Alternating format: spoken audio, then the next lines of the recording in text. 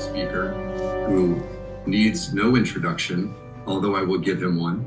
Senator Mike Lee, throughout his career, has earned a reputation as an outstanding practitioner of the law based on his sound judgment, abilities in the courtroom, and thorough understanding of the Constitution. Senator Lee serves as the ranking Republican on the Judiciary Committee on Antitrust, Competition Policy, and Consumer Rights. In addition to serving on the Energy and Natural Resources Subcommittee on Public Lands, Forests, and Mining, and the Committee on the Budget. Senator Lee and his wife Sharon live in Utah County and have 3 children, John, James, and Eliza. He is a member of the Church of Jesus Christ of Latter-day Saints and served a 2-year mission for the church in the Texas. Thank you so much, Senator Lee. We really appreciate you. I know that you were very busy today. You had family events going on, but you took the time to be with us today. We can't tell you how much we appreciate it. The time is now yours. Thank you so much. I'm so glad that we're holding this event, and I'm especially flattered and delighted that you asked me to join you.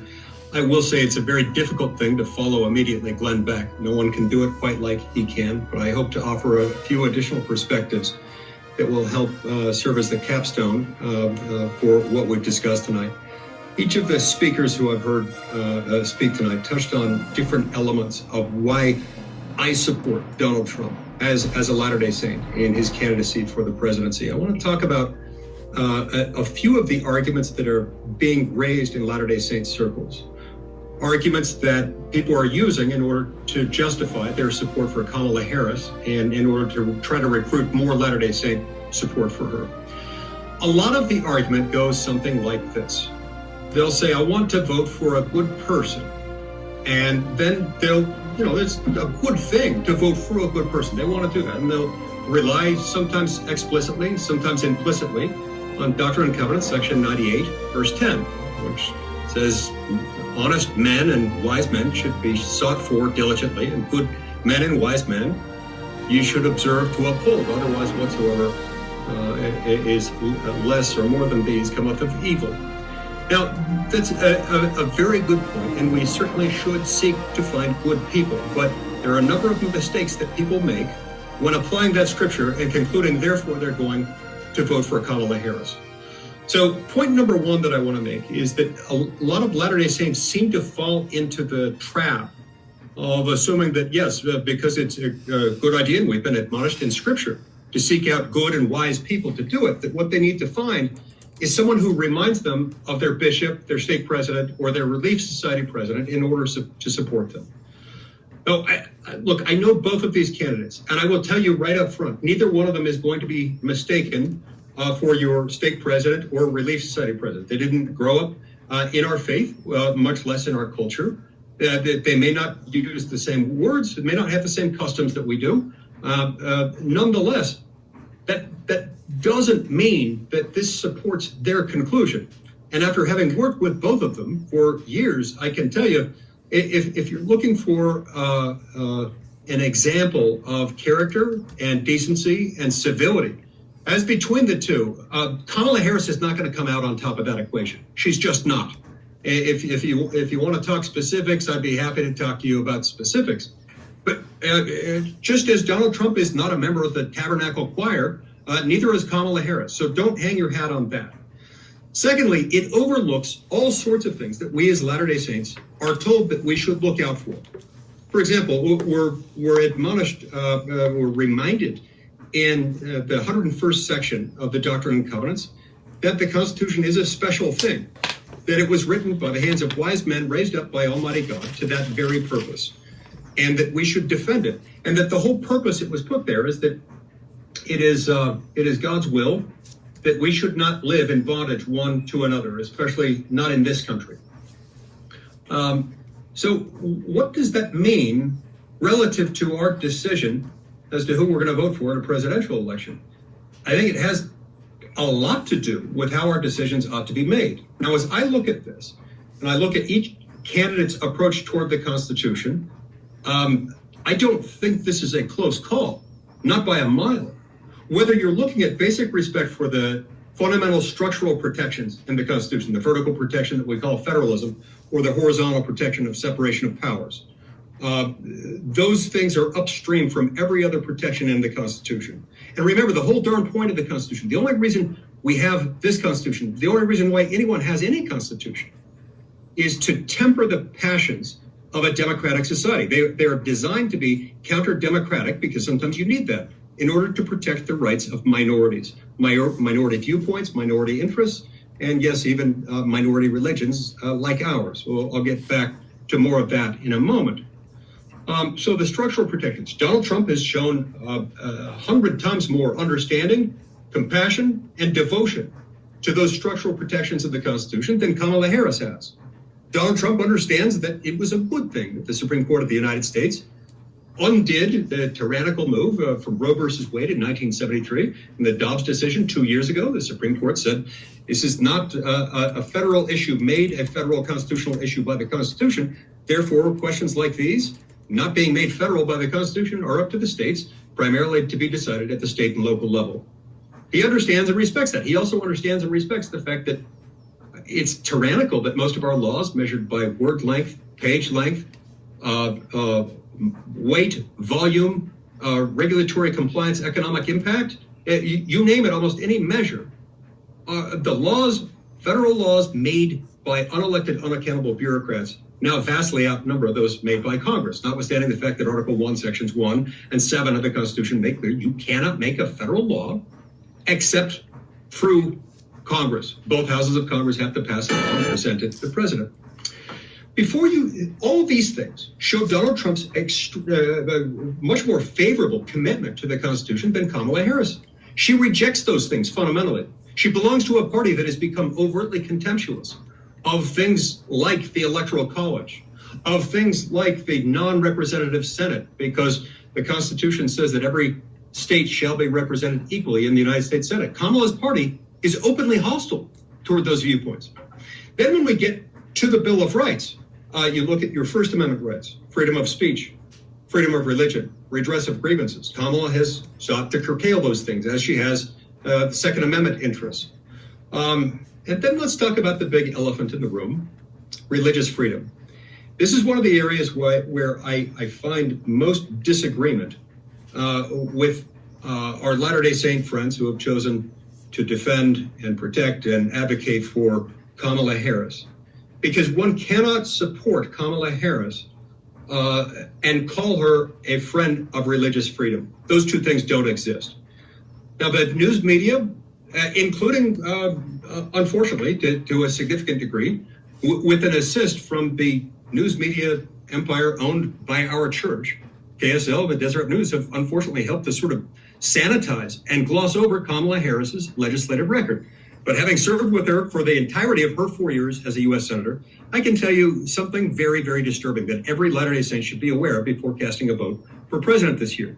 She's the sponsor of a bill called the Do No Harm Act. And like many bills introduced by Democrats, this title is deceptive. It is deceiving because this bill is anything but one that does no harm. The purpose of the Do No Harm Act is to essentially gut the Religious Freedom Restoration Act. For those of you who aren't familiar with that, this is a law that was passed by Congress, overwhelming bipartisan supermajorities in both houses. I think only 2 or 3 people in the House and in the Senate voted against it. It was signed into law by Democratic President Bill Clinton in the early 1990s. It was made necessary by a Supreme Court decision. It was wrong, but still on the books, called Employment Division versus Smith. And it creates a carve-out. It creates a defense that one can use if one is a religious person, institution, or church, or a church-owned or sponsored or affiliated entity. Any religious defense to a generally applicable federal law is subject to what they call strict scrutiny under RFRA. Now, Kamala's bill would effectively gut that. It says that it doesn't apply anywhere and everywhere where someone might be harmed by it, including through what they call dignitary harm, meaning where somebody feels like their dignity has been infringed. So what does this mean? Let me give you an example. I live in Provo. Just a few blocks from here is a great university called Brigham Young University, my alma mater. BYU recently announced that it's starting a medical school. One of thousands of examples I could point to. Let's use their yet to be formed but under development medical school. When you have a medical school, you inevitably have doctors, professors at your medical school who practice medicine. And if at some point a Kamala Harris administration were to step in and mandate either that all hospitals receiving Medicare and Medicaid funds must perform abortions or sex change operations or you name it, and BYU's medical school decided that it couldn't do that, consistent with BYU's religious mission, that's an easy case for you to invoke the Religious Freedom Restoration Act. But in Kamala's America, under Kamala's bill, that would be off the table. And I can point to thousands of other hypothetical examples and not so hypothetical examples of where this would come into play. So if you or someone you know is being tricked into thinking that you've got to vote for Kamala Harris because she's the nicer person, she's the more righteous person, I'm sorry, that assumes facts, not in evidence. If you assume that you can vote for Kamala Harris and not really seriously threaten religious liberty, you are sadly mistaken. Remember, as some others on this call have pointed out, many of our ancestors came here to Utah and came to other states in the Intermountain West seeking religious freedom because we're heretics. We were heretics then, we're heretics now.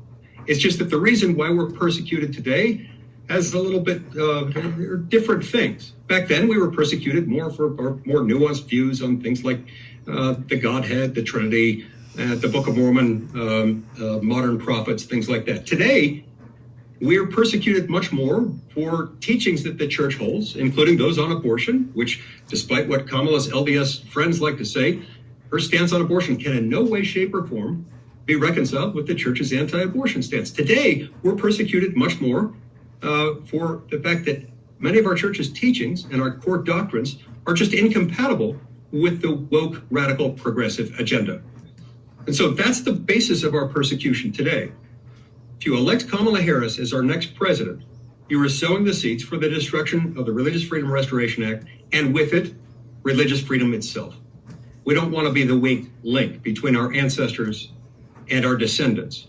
We don't want to be the weak link who enables, who facilitates enemies of religious freedom, those who would persecute us, those who would punish us for what we believe. Not now, not ever.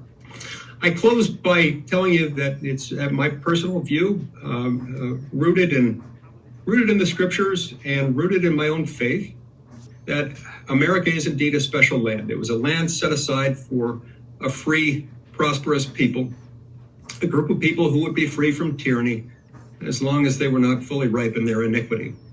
There are indeed so many righteous people in this country, in our faith, outside of our faith. There are good people. Sometimes our government gets ahead of itself, and this is one of those times. This is one of those times where we need Donald Trump. Sure, he might not remind you of your bishop or your stake president, but I know him, and there is great good in him. And the good that he did as president of the United States will be replicated and indeed magnified in his second term.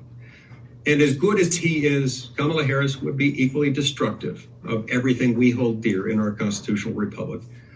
I humbly implore all within the sound of my voice to vote enthusiastically for Donald Trump and to find anyone in your circle of influence who will listen and convince them to do the same. Thank you very much. Senator Lee, thank you so much for joining us on the call. We greatly appreciate it, and thank you for those inspiring words. In conclusion, prior to our closing prayer, I would like to offer a final thought. Brothers and sisters, gone are the days when we as the silent majority in the Latter-day Saint community remain silent. Today marks the beginning of a new era where we will form coalitions, where we will speak doctrinal and constitutional truth to the world without fear, where we will stand up with courage for the values we hold so dearly, as taught in the Book of Mormon and the scriptures. Our values have been criticized, such as the right to life, limited government, self-sufficiency, sovereignty of our borders, and our nation. We want our youth to be sent to serve the Lord on missions, not to fight in foreign wars, to protect foreign borders while our borders are being invaded. We want low taxes to decrease the burden on our people. We want constitutional principles and our Lord and Savior, Jesus Christ, brought back into our daily lives. We will stand up with courage and speak the truth without fear of character assassination or being shamed by the media or institutions that do not have the best interest in mind of the American people. We will do so with love in our hearts and hope in our eyes, pushing forward with our faith in Jesus Christ that we hold so dear. Let us reclaim our place as a people that fight for their country and follow their God. Thank you, and may God be with you till we meet again. As a call to action, vote and get your friends to vote and your family to vote as early as possible. This website, LDS for Trump, LDS, the number 4Trump.com, will continue to be available for registration to watch the full replay of this video call. As the organizer and speaker of this call, I will receive media inquiries at support@LDS4, the number 4Trump.com, and get back to you as soon as I am able. Brothers and sisters, I'd love to connect with you on Instagram at TravisPadilla_AZ, or you can see my website at votetravisaz.com. With that being said, I appreciate you all being on the call. We will close with our final prayer. And we have a member of the church, Brianna. Bridget, if you're there, please go ahead and offer the concluding prayer.